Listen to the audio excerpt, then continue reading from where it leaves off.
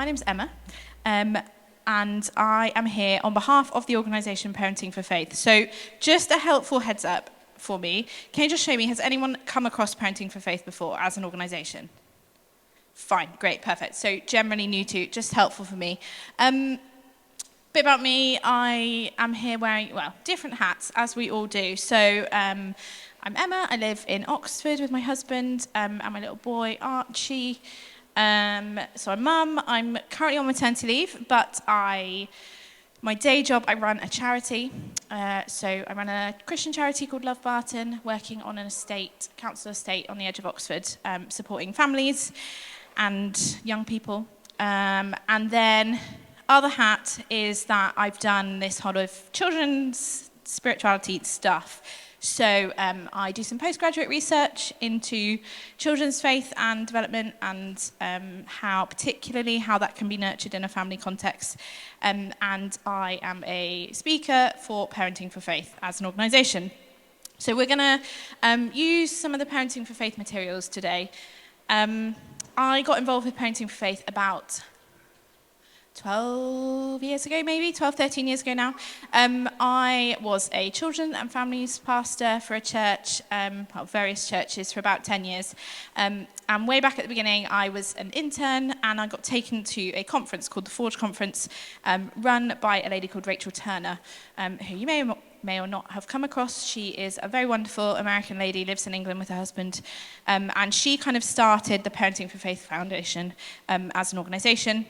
She started it not as an organisation, it was just a concept that she was doing in her church, and it kind of grew, and now it exists under the Bible Reading Fellowship, so BRF.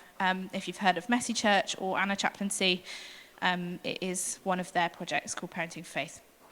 I was introduced to it back then, and if I'm honest, it completely changed the way I did ministry as a children's pastor. It made me suddenly reevaluate how I was working with the kids I was working with, how I was working with the families, and how I could go about empowering parents more in what I was doing. And so it kind of completely changed my approach to kids ministry.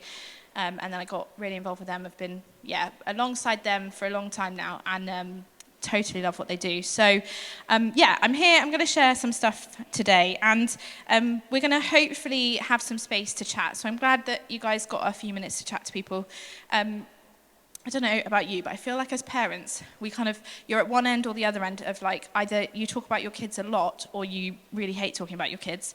And I definitely, for me, I had my little boy in February, and I feel like maybe within 3 days, I was getting texts from people that I'd met twice, being like, is it okay to send you a picture of my child's poo because I'm not sure whether or not it's normal? And I was like, okay, here we are in this new world where everyone talks about feeding and pooing and nappies and sleep. Oh my gosh, sleep. He's 6.5 months, so we're currently in the weaning chat, where everywhere I go, everyone's like, oh, what have you tried? What are you giving him? Are you following this guide? Are you following that guide? No, he loves Weeds books, if you want to know. But we chat about our kids quite a lot. What I don't think we do very much is chat about the spiritual lives of our kids. It's very easy to ask another parent, how's your kid doing? How are they doing at school? How are they doing at football? What's going on? But we're not very good at stopping and saying to people, how's your kid doing with Jesus? How's your kid doing in faith? How are you doing at sharing faith with your child? And I suppose one of my hopes for this seminar is literally just to spark conversation between you guys and between you and partners or you and friends, you and people from church, of how can we be doing this together? Because we're not meant to parent alone, we're meant to parent in community. And church and community is a really important part of that. And so I want to start some conversations today. So hopefully there'll be some chance to chat as we go through. And hopefully this will work. If I press the right button. Right, we're going to start big picture. What are your hopes and dreams for your children? I'm just going to leave 10 seconds.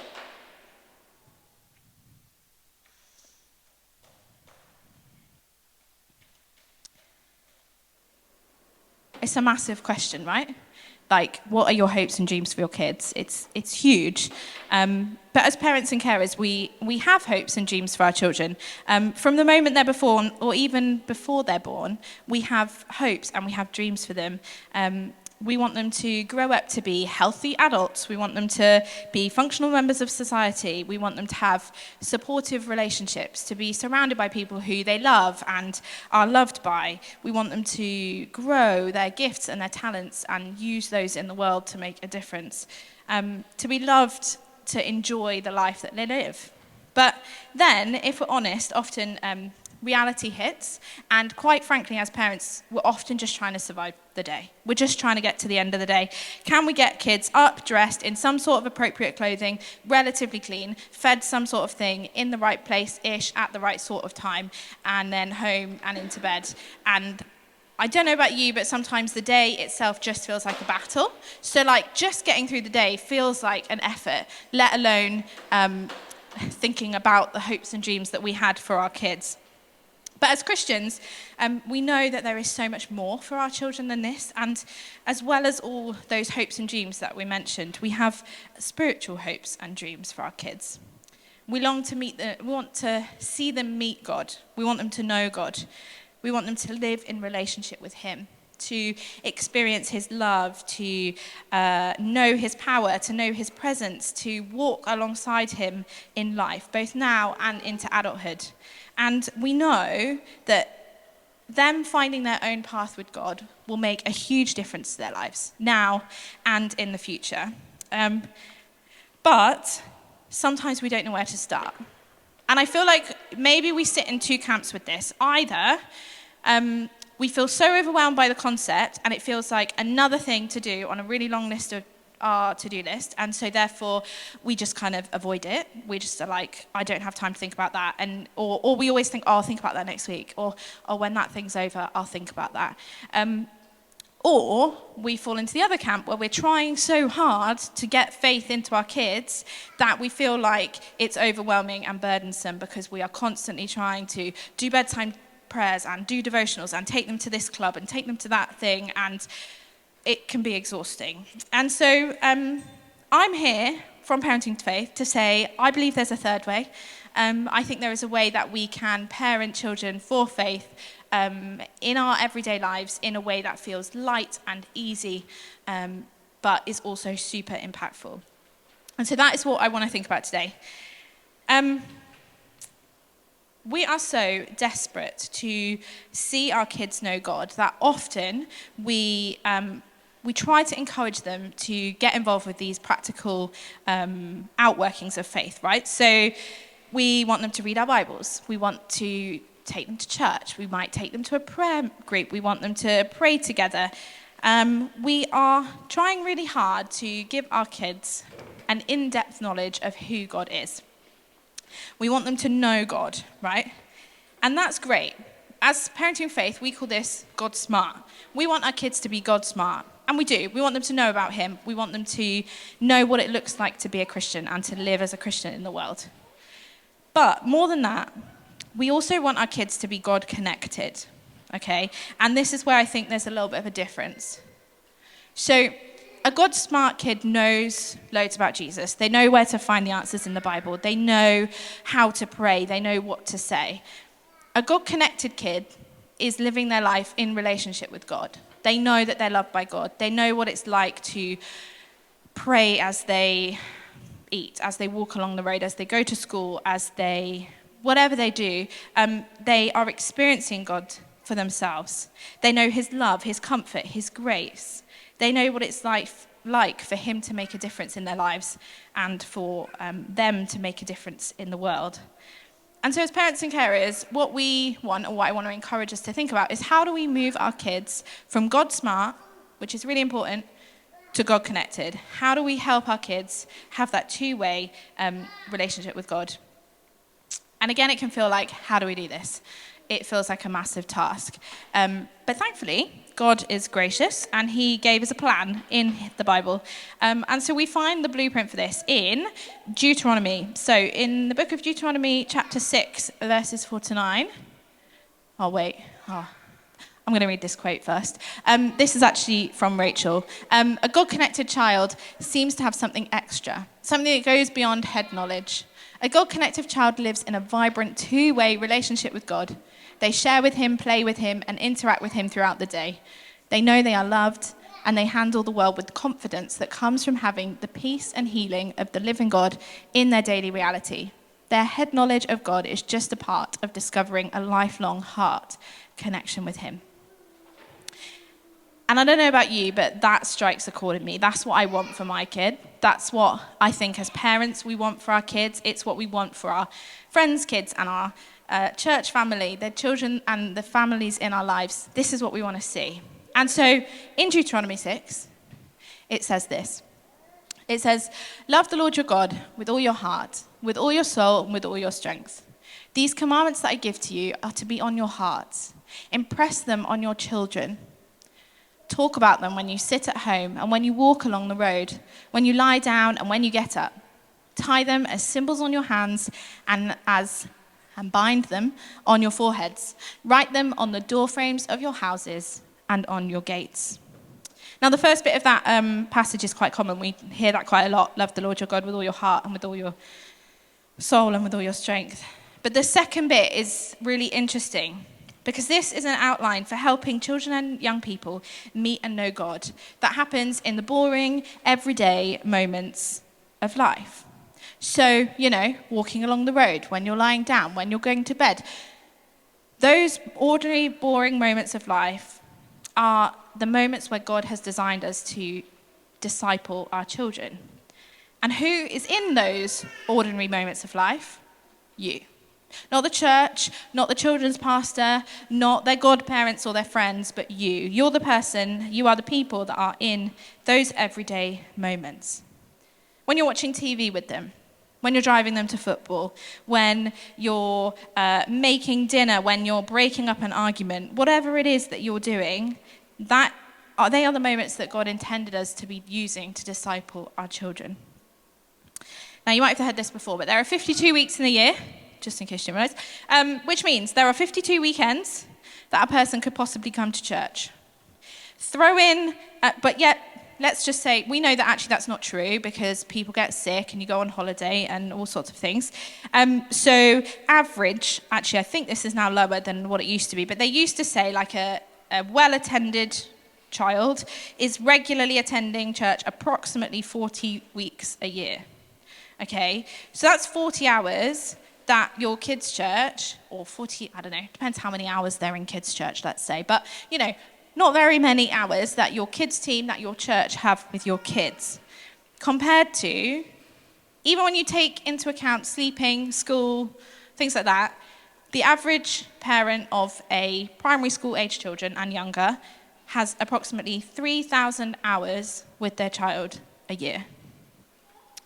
And that is why, as Parenting for Faith, we believe that parents are perfectly positioned to disciple their children because they are there for that length of time.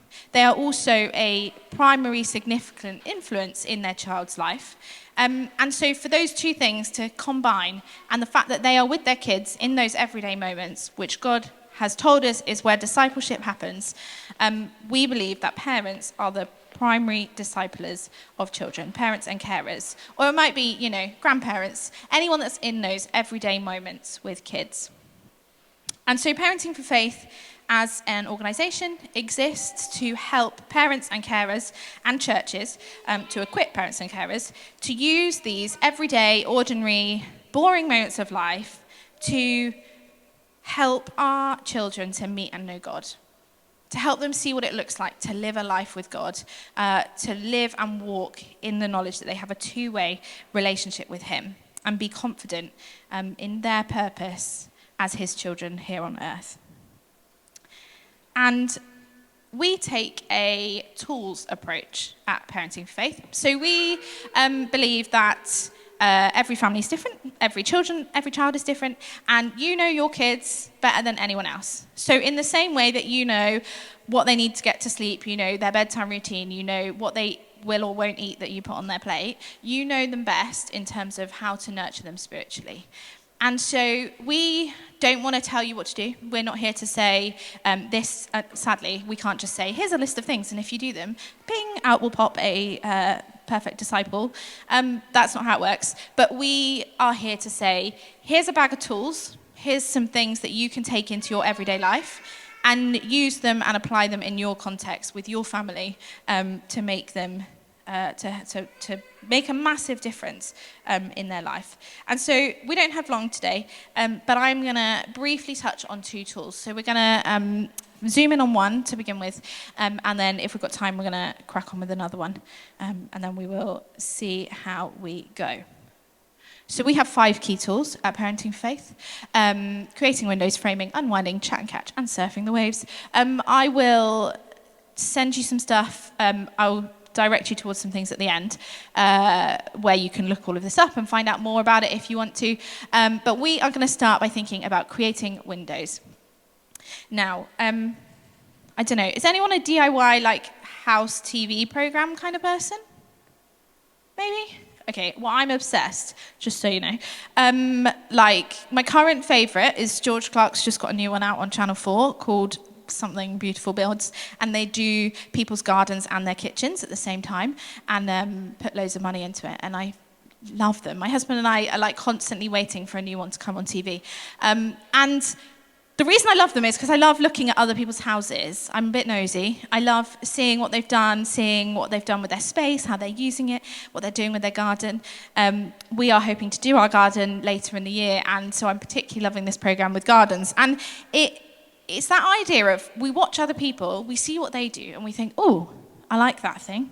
I like that, don't like that, going to give that a go. And particularly if their house or their garden looked similar to yours, it's easy to take those ideas and give them a go, see whether they would work for you. And that principle can also be applied to faith. So just take a moment and think about how you became a Christian, whether that's when you were little, whether that's as an adult, and how you are learning and growing to walk with God. And I bet you can think of people in your life who have shown you what it looks like for them to walk with God. Whether that's your parents, whether that's your grandparents, whether that's somebody from church, your church leaders that did your Alpha course, like whoever they are, we learn spiritually by seeing what other people do and giving it a go for ourselves. And this is the way that children learn in general, right? Children learn through modelling. It's how they learn a lot of stuff, particularly when they're little. Language development, okay? It's not necessarily formally taught. A lot of their language and their speech comes in those early years from the everyday use of speech around them, of people chatting to them, of watching TV, of reading books, of you pointing something out and saying, that's a traffic light. When it's green, it means that this happens and you walk. Like, we constantly are teaching our kids, and they're learning through every day, through modelling and copying our behaviour. And so our first tool at Parenting Faith is creating windows. And this principle is basically based on that idea of modelling. It draws on this natural instinct of children. We want to encourage you to think about how you can give children a window into what it looks like for you to have a relationship with God. Now, I don't know whether what I've said so far is exciting, encouraging, or terrifying, because the idea that as a parent you are God's positioned you as a primary discipler for your child, and now I'm saying that you have to show them what it looks like to be a Christian, can feel super intimidating and scary. But I just want to say right now that you don't have to be perfect. That's the whole point. Our children don't need to see a perfect example of living with Jesus. Thank the Lord. But instead, they need to see what it looks like to trust a God when you're faced with sickness, or deal with friends when you're feeling left out, or how you can connect with him as you're going to work and how it helps you throughout the day. What it looks like to ask God questions while also trusting that he's good. They need to see what it looks like to walk with God in the imperfection, in the not yet sorted out bits of life. We get to say, I'm not perfect, I'm one person, but you get to see what it looks like for me to live a life with Jesus in this perfectly imperfect, beautiful way. So much of our relationship with God happens in our heads or behind closed doors. So I don't know, if you are praying, often we're praying in our heads. If you read the Bible, you may well do that on your phone. You may well do that at a time when your children aren't around. Your kids may or may not go to a kids group during church, so they may not see you sitting through a sermon and listening. A lot of the stuff that we do to nurture our faith and the way that we connect with God is unseen. It is behind closed doors. And the idea of creating windows is about being strategic and intentional about giving kids a glimpse into those things that they otherwise might not see. So in the same way that you can look into somebody's house and see how they've arranged their furniture, we are giving our kids an opportunity to look through a window into what it is, into our relationship with God, and what that looks like. Now, just to say, up front, that doesn't have to be everything. I'm not saying that every single part of your relationship with God has to be open to the world and that your kids have to see every single moment. That's not the point, okay? The point is that as parents and carers, we get to walk with God and think, hey, what's going on in my kid's life right now? What do they need to know? What might help them in their spiritual journey with God? And how can I give them a glimpse of what that might look like from my perspective? So, example from my life, this is my friend Jess and my little boy, Archie, and I just took this photo the other day when I went around their house, and we were just hanging out, going around, and my friend had, sat on her sofa, she had a stack of books. So she had a book that she was reading, she had her journal, and she had her Bible, and I instantly saw it actually as I walked into her kitchen. I thought, oh, that's interesting, she's reading that book, I've read that book before. And it gave me a glimpse into what she's doing at the moment, right? She then proceeded to take Archie around the garden and, gave him a tour as you do a 6-month-old. This is a tree and this is this, and was walking him around. Came in, sat down, she goes, and Archie, this is my favourite chair, and this is where I sit, and when I sit and chat to God, and here's my Bible, and this is what I do in the morning. And she totally wasn't intending to show my child anything particular about faith in that moment. But what she was doing, just by being herself, was creating a window into what it looks like for her in this season to spend time with God.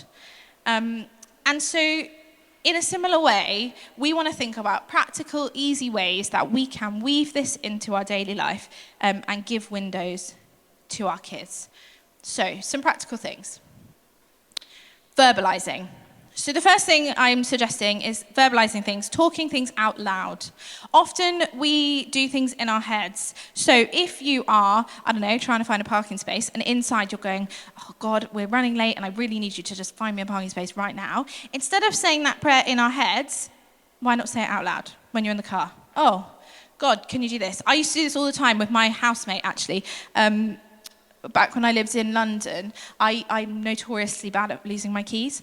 And I regularly used to be walking around the house being like, God, I've lost my keys. Please, can you show me where my keys are? And years later, my housemate, Karis, who wasn't a Christian at the time, said to me, Emma, that showed me that you prayed to God about, everyday things and not just massive stuff. And I didn't realize that I could talk to God about losing my keys. And it was just from walking around and me just starting to verbalize what was going on inside my head out loud. So particularly when we're chatting to God, but it might also be just thoughts. So it might be like, I'm feeling really sad right now. Mummy's feeling sad right now, so she's going to put some music on because it's going to help me connect with God and feel a little bit better. I'm verbalizing what I'm doing and why I'm doing it. So I'm just pointing out something that I'm doing, creating a window into something that they may not otherwise see. Going on from that one a little bit more, putting words to your thoughts or sharing stories. So this often happens kind of after something's happened, although it can happen when you're going through something. But yeah, you might say, I was feeling so hurt and angry about what Andy said, but after I chatted to God about it, I felt better. And this is my language, this is our language, but you do this in the language that is your way of speaking, right? It's not meant to feel forced, it's meant to feel normal. I was having such a bad day this morning and I decided to put some worship music on while I was cooking dinner, and it made me feel a bit better. Like, whatever it is for you, sharing stories of, and they can be like sentences, or they could be like while you're sat around the dinner table, oh, this thing happened today, and this is what I was doing. I went to house group with a friend, and we were praying about this, and God did this amazing thing. So sometimes it's telling a story. Sometimes it's just a couple of sentences putting words to something. But again, we're starting to kind of get used to talking about these things out and about. One with your Bible. Now, if you are a parent, particularly of a 0 to 5, but let's just go with any parent, and you don't read your Bible every day, that's absolutely fine. Please know that I'm with you. It's not the easiest thing to do. I'm not here to guilt trip you. But if you read the Bible regularly, in any form, whatever that looks like, think about how can you give those kids in your life a glimpse into what that looks like for you. So one thing is to read the actual Bible. I'm a sucker for this because I read my Bible on my phone. And so me reading my Bible looks the same as me texting my friend or me doing my Sainsbury's shop. It doesn't look any different. So actually challenging myself to read my Bible as an actual Bible out and about. Leaving your Bible or your journal or books that you're reading out, particularly as your kids get older, they will notice those things. It may spark a conversation, it may not, but they will see that that is something that's important to you. It might be that you've got a verse that you have been praying through or chatting through, and you put it on the fridge or you put it somewhere around the house because you're reminding yourself of it. But in doing that, you're also showing your kids that you want to learn God's word and it making a difference into your life. And then a final way of creating a window into your life might be to take them proactively take them into a situation where you spend time with God that they may not otherwise be in. So I've got a friend, Anna, and she takes her, every so often, not all the time, but every so often, she takes her 8, 9-year-old. She lets her stay up late, and she takes her to the evening prayer gathering at her church. And she absolutely loves it because it's like mum-daughter time. They don't get very much of that. She's up past bedtime. It's really exciting. And she gets to come to church, and she gets to see a room full of people, including her mum, connecting with God in a way that she wouldn't otherwise get to. It might be that you have a home group that meets in your house, and actually normally the kids are upstairs in bed, but it might be that you every once in a while let them come down or let them pop in or take them along to that thing that, it might be a bit awkward and it might make it harder for you in that moment to connect with God because you're also following a toddler or, looking after your 10-year-old. But it's taking them proactively into situations that they otherwise might not get to see. Does that make sense? Yeah? So creating windows is just thinking practically, and hopefully you can see that these are all things that don't require lots of effort, okay? They don't require hours of planning or preparation. They're small tweaks to the way that we do our everyday life, but they can be massively powerful in giving kids a glimpse into our life and what our life with God looks like. Right, that's enough of me chatting at you for a minute. I'm going to give us 5 minutes to just process. Now, if you are an internal processor and you really don't want to talk to somebody, I'm not going to make you talk to somebody. That's totally fine. But I do challenge you, as we were saying at the beginning, we don't talk to people very much about this kind of stuff. We're not very good at asking each other how we're going with sharing faith with our kids. So let's take this opportunity to chat to people. What does creating windows look like in your house? It might be something you're already doing, that as I was chatting, you were thinking, oh, that actually reminds me of this thing. Or it might be something that you're like, oh, I think that might work for me. Have a chat, have a think. We'll come back in just under 5 minutes.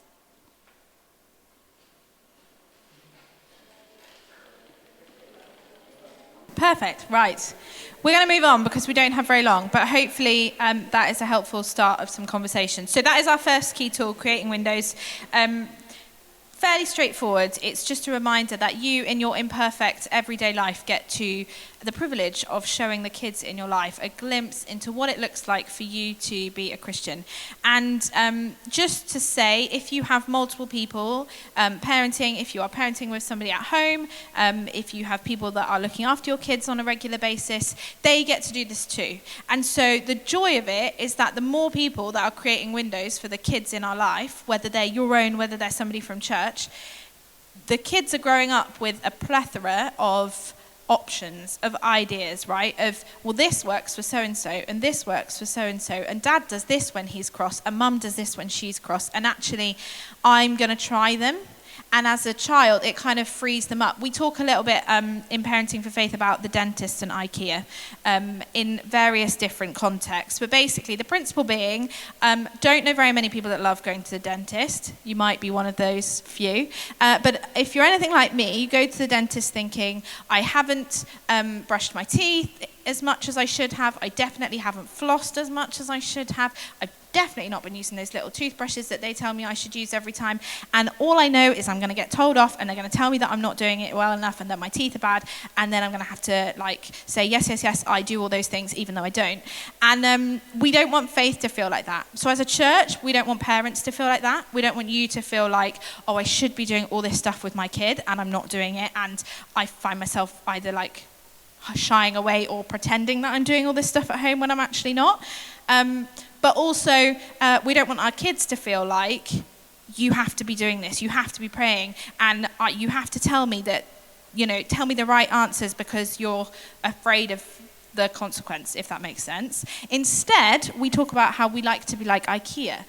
Now, some people hate IKEA, so that doesn't help the analogy, but the concept of IKEA is you walk around and you may well see the same piece of furniture in about 10 different ways, and you're like, oh, I could use it like that, or you could use it like that, and maybe I'll try that thing, and I didn't know I needed one of those kitchen flippy things, and now I absolutely do because I've seen it. That's what we want to do with Faith as churches, for the parents in our church, but also as parents for our kids. We want to create windows into all these different ways that they can connect with God in their life. And then it gives them the tools to pick up and try that thing when they need it. Does that make sense? So that's creating windows. The second thing we're going to talk about today is Chat and Catch, which is actually our third... this is Chat and Catch. Chat and Catch is actually our third key tool. Chat and Catch is basically Parenting for Faith's model of prayer. So if you think back, we were talking about being God smart versus God connected. If we want to see our kids in a two-way relationship with God, one of the best things that we can lean into is teaching them to pray. How do they chat with God? How do they share their thoughts and their feelings with God? And how do they catch from him? Okay? How do they know what he's saying into their life? Now, we use the language chat and catch. You don't have to use that language, but I'm going to explain why we use that. We use the word chat for talking to God, partly because the kids know what it means. Kids know what it means to chat. They know that you can chat for 5 seconds or you can chat for an hour. You can chat about 7,000 different topics, or you can choose one thing and you can chat really hard about that one thing. You can chat while you're walking. You can chat while you're in the car. You can chat at the dinner table. You can chat when you're meant to be going to sleep. Kids know what it means to chat, right? And so sometimes when we talk about prayer, it comes with a whole load of connotations. When Rachel started this, she asked a load of kids, what do you think, what's prayer look like? What do you have to do to pray?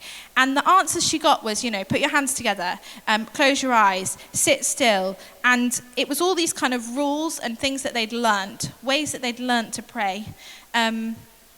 And they thought that was the essence of prayer. And so we kind of use the language chat to try and help them figure out that they can just chat to God about anything, big or small, that God wants to know. We use the word catch to talk about receiving from God. So sometimes you might talk about hearing from God. And we tend to not use the word hear, because when you say hearing, or what is God saying to you, what you often do with kids is they assume that you mean a voice. Because when you say hear or listen, they are used to listening for an audible voice.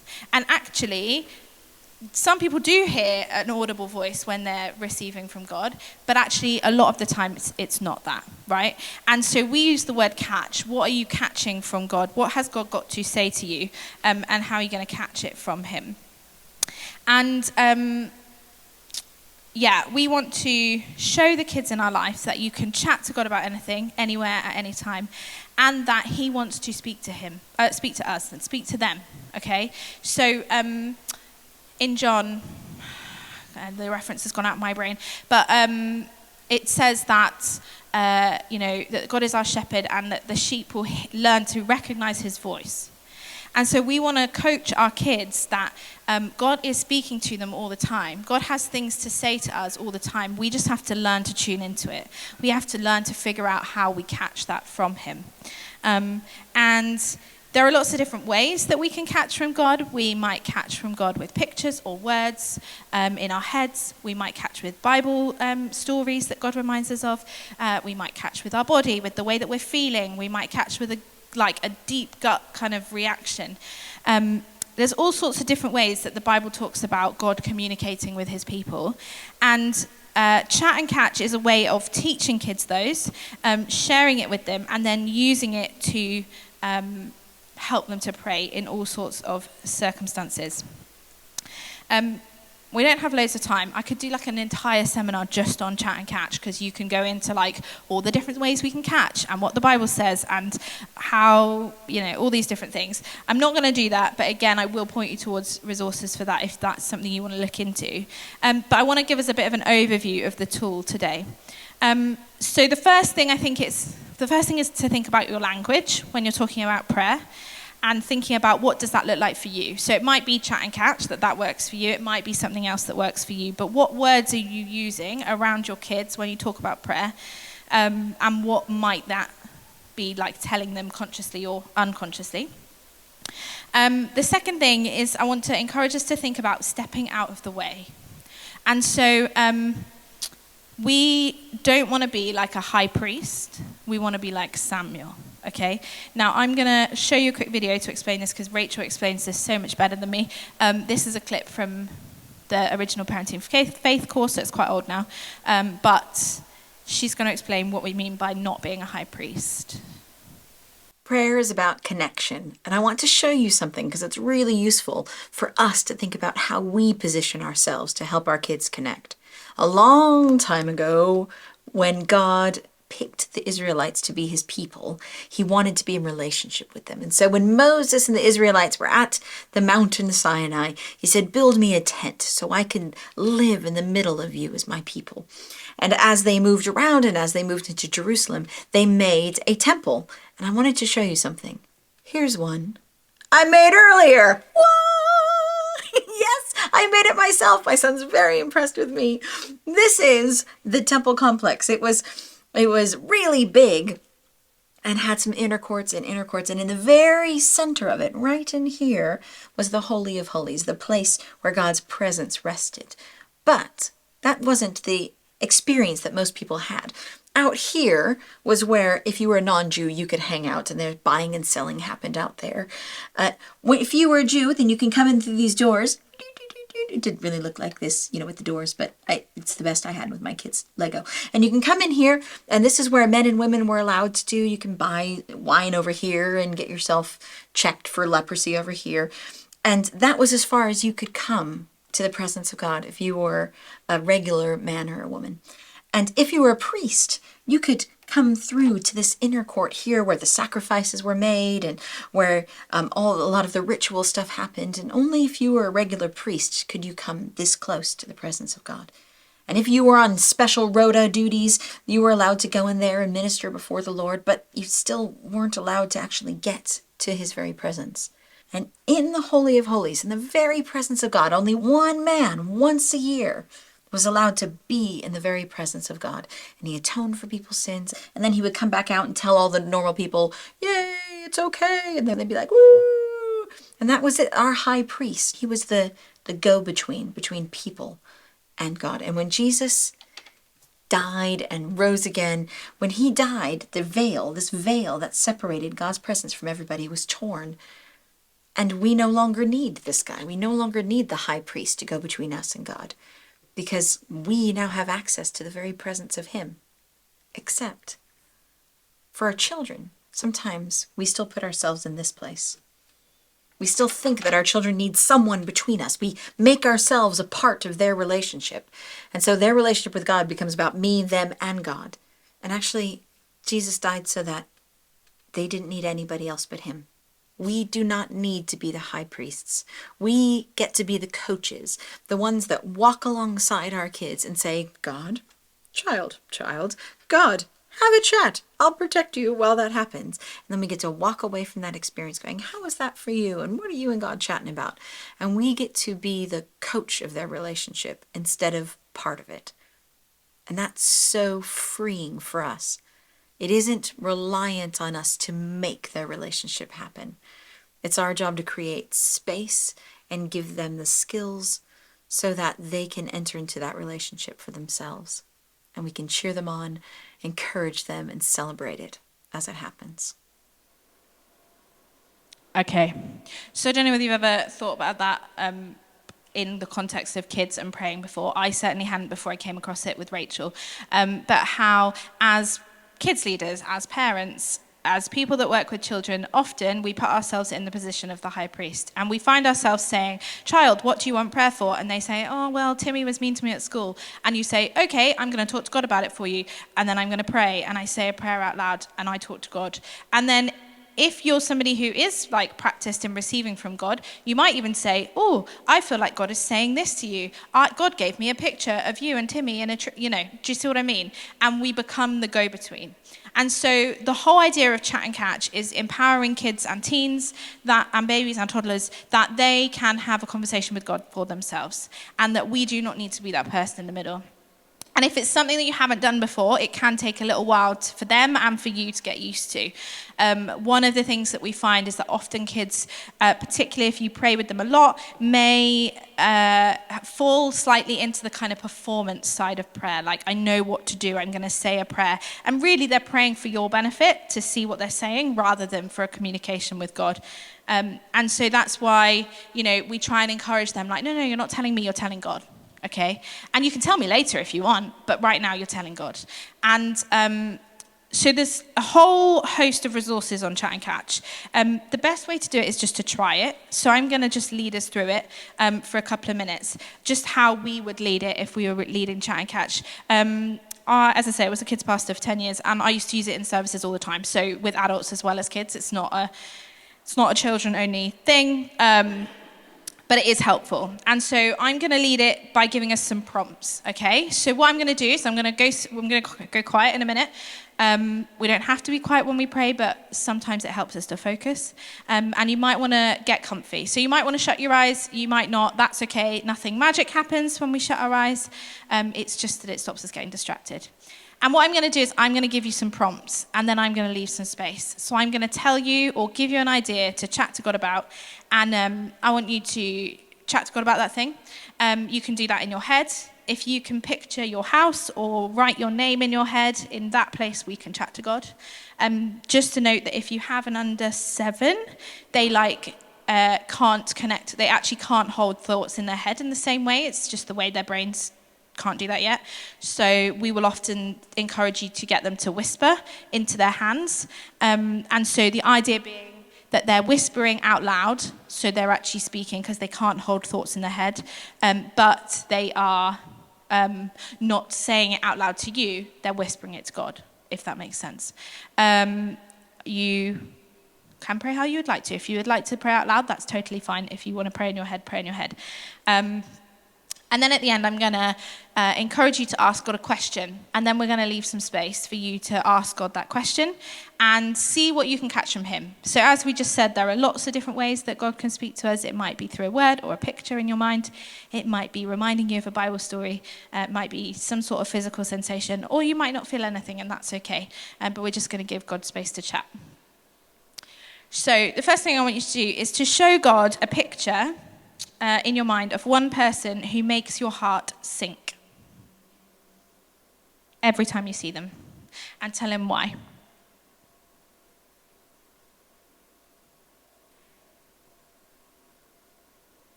Okay, tell God one thing you love about your church.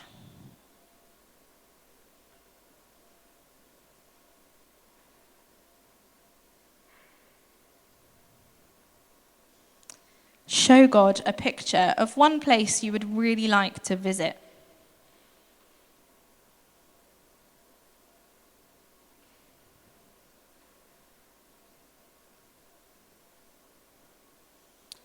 Replay a memory of something that made you laugh or smile today.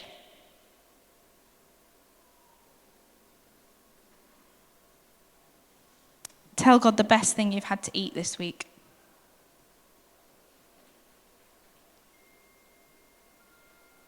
Describe to God what you would love to see in your child's relationship with him.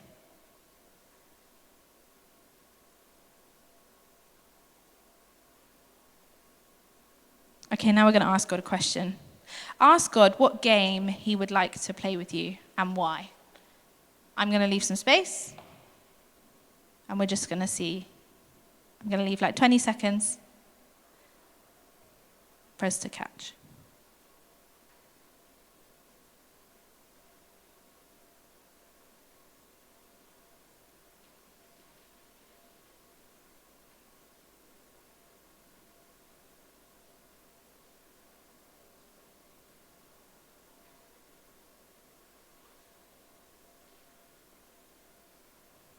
Okay, that's it.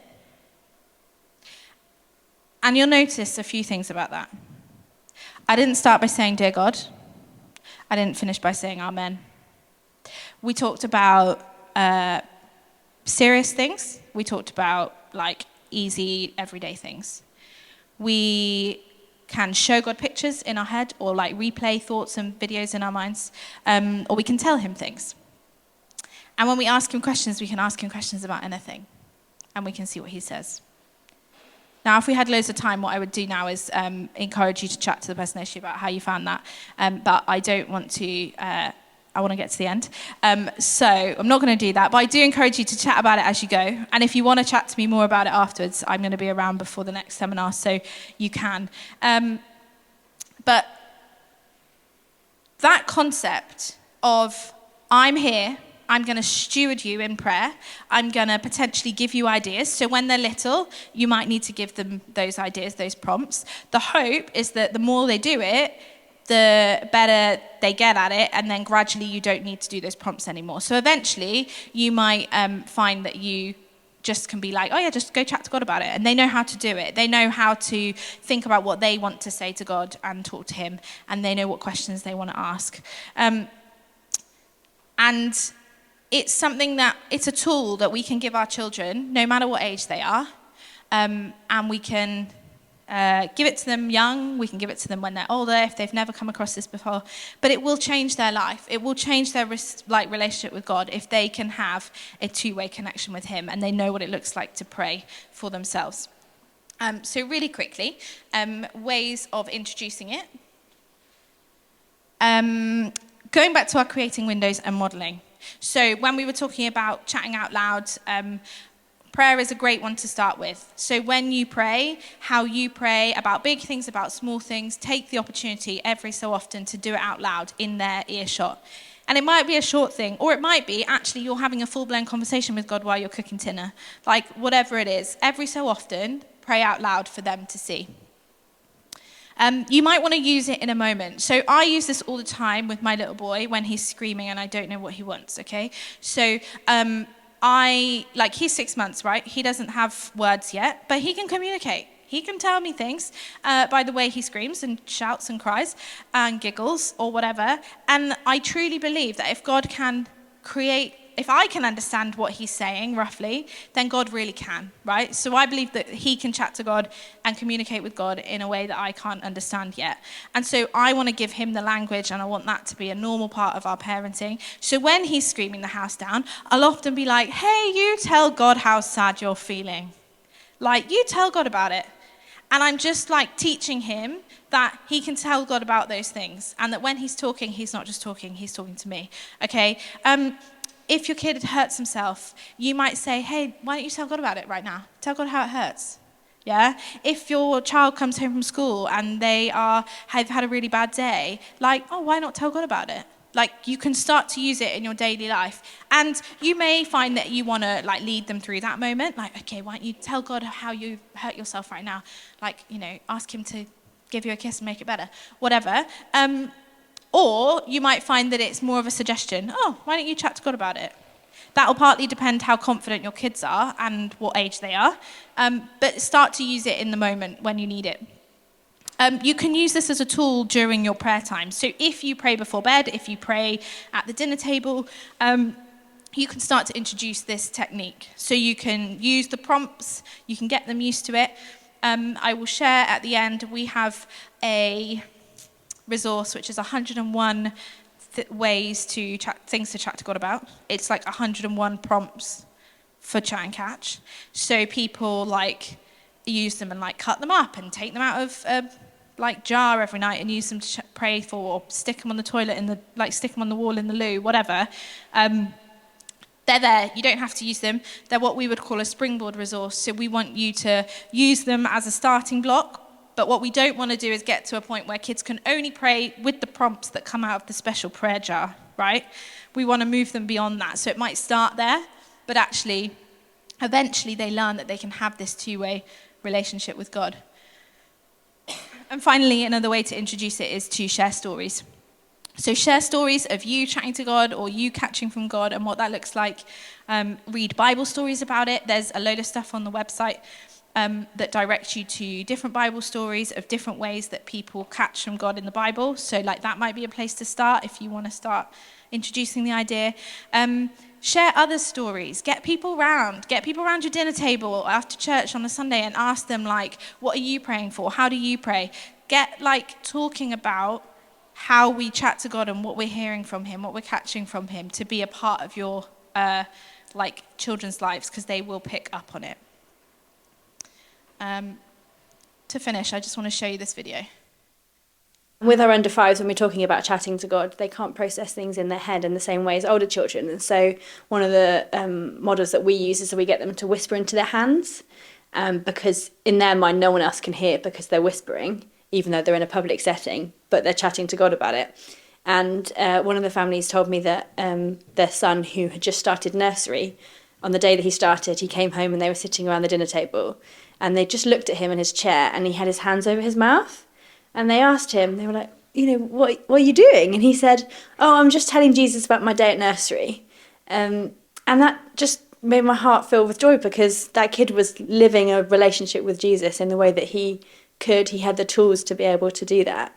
And it was just a real encouragement. But also it was just part of normal life. Like, he was having his dinner and he had something good to share and he wanted to tell Jesus about it. Okay, I share that example mainly to say, as we finish, that like, it doesn't have to be big. It doesn't have to be about really massive stuff. It can be just your kid learning to tell Jesus that they had a great day at nursery or a good day at school, or they really like their chocolate ice cream that they had today. Like, it doesn't have to be the massive stuff. It can feel overwhelming if we start there. But actually, our relationship with God is formed in those everyday moments of ordinary, boring life, when we get to chat to God, we get to catch what he's saying, we are living with him, relying on his word, like living with the Spirit inside us. Whatever that looks like for you in your life, you can show that to your kids. And the more that we do that in our daily life, the more we get to see moments like this. And I don't know about you, but that's what I want, right? That's what I want for my little boy. I want him to want to tell God about his day at nursery. I want when he's 10, I want him to be able to chat to God about stuff that's going on at school or how he's feeling. Like, it's that everyday connection that we want to be fostering. And so that's what we are here to do. So I want to remind you that it's not a burden. Okay, I don't want you to leave today feeling like, oh my gosh, that's like another 10 things I have to add to my to-do list because I've got to remember to like share this thing and do this thing in the car. And like, it's not meant to be like that. It's meant to be freeing. of actually, you are a co-journeyer alongside your kid. We are all journeying with Jesus. We're learning to walk a life of faith, and we get to show them and walk alongside them. We get to show them a bit like what it looks like for us, and we get to coach and guide them in their journey. So to finish, really, I just want to encourage you. What we try and suggest is to stop it feeling like a massive burden, is to just think, what's your next step? That's all you have to do. Put one foot forward. Like, what's the one thing that you think you could do for your family? What's the next step for you in this journey? And that might be looking up more information. It might be chatting to somebody about it. It might be trying something at home. That will look different for each of us, and that's okay. But just figuring out what's your next step. So Parenting for Faith exists to support you guys as you do this. Just to share, we've got 1 billion. I'm going to really quickly whiz through this in a minute, and then we'll be finished at 1:15. Right, I'm going to whiz through. So there is a website. It's a bit of a minefield, but it's like full of treasure, so you just have to like figure your way around it. Parentingfaith.org.uk. I think you can get to it via the BRF website either. It's got loads of videos, it's got a load of articles. If you are a church leader or a children's pastor or anything like that, there is a church side, which is stuff to help churches help parents do this. There is also a parent side, so if you're here with a parent hat, you click on for parents and carers. You can search in the search bar like bullying or like sex and relationships or like questions or prayer, anything you want, and it'll come up with like all the articles and videos and things that they have produced over the last like 10 years in that topic. It's a great thing. If you can't find something on the website, the chances are there is something, so if you're really stuck, get in touch with Parenting for Faith and they can direct you because they know the website back and front. We have courses, and the courses match with the books. The courses are all free because that is the way that we do things. So you can download them for free online. You can do them yourself. You can do them as a church. They go with the books. So I'm going to really quickly whiz through them. Parenting for Faith, that's the first one aimed at parents with like primary school-ish aged children. There is a Parenting Children for a Life of Faith course. They're all video courses that you just download. Parenting Teens for a Life of Faith. When they're teenagers, same principles, just adapted for teens. Grandparenting for Faith, new one. If you want to get your parents or older relatives involved, that is applying the same principles to grandparents. There is a new, brand new, shiny, beautiful grandparent course that just came out, all available online. Babies and Toddlers, I just ran this one recently. This is a pared down version of the course aimed at parents of like under fives. The text is really big, so you can read it really quickly and when you're sleep deprived. That is applying the principles to under fives. Being God's Child is good for small groups or like friends journeying it together, or you. This is like stuff for you. If you heard what I said about being God connected and thought, actually, I'm not sure I'm God connected, I don't really know how to like have a two-way relationship with God, this is where to start. It's lessons from being a parent and what we can learn about God. Parenting as a church leader, if anyone in here is a church leader or a like any form of church staff worker and also has children, this is a course and a book all around the like particular juggle of being on a stage, very well known in front of a church, and how you also navigate parenting your children at the same time. Highly recommend. This book doesn't have a course. It takes a church to raise a parent. That's again more aimed at church leaders for how to introduce this. You can do the courses at any time. You can download them for free, but we do run them online through Zoom. Every year we run every single course because we find that some people just need that nudge to like sign up and do it. So Parenting for Teens is running in the autumn term. So if you're on the top end of children heading into teens, that might be useful. Parenting for a Church Leader runs as a day. That's happening in the autumn, in October. We just do that all in one day within the school hours. And then the others, babies and children, all happen later in the year. So keep an eye out if you want to do that. But as I say, you can do it wherever you want. You can buy all of these books, obviously.